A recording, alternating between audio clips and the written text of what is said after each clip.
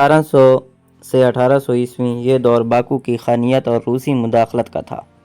1723 میں روس نے پیٹرا اعظم کے زیر قیادت شہر میں مختصر قبضہ کیا، جسے 1735 عیسوی میں نادر شاہ افشار نے واپس فارس کے حوالے کر دیا۔ 1747 عیسوی میں نادر شاہ کی وفات کے بعد باکو خانیت نے نیم آزادی حاصل کی۔ صدی کے اختتام پر 1796 عیسوی میں روسی فوجی دوبارہ داخل ہوئی، لیکن جلد ہی واپس چلے گئے۔ 1800 سے 1900 عیسوی میں یہ روسی سلطنت کے تحت تیل کے عروج کا دور تھا۔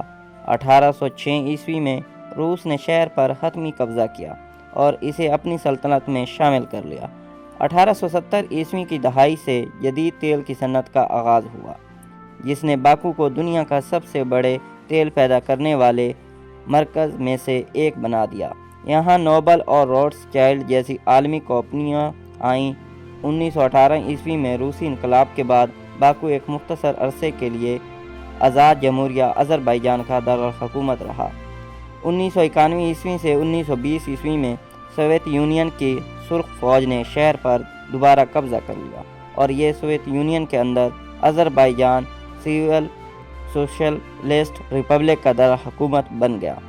سوویت یونین کے دور میں شہر کی صنعتیں قومی ملکیت میں آئیں اور باکو سوویت یونین کے لیے تیل اور گیس کے ایک اہم سپلائر لائن بن رہا۔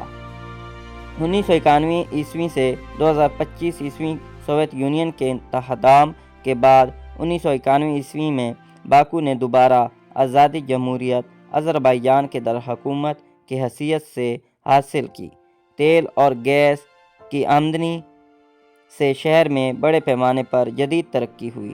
2000 عیسوی میں قدیم شہر اور سٹی کو یونیسکو نے عالمی ثقافتی ورثہ قرار دیا۔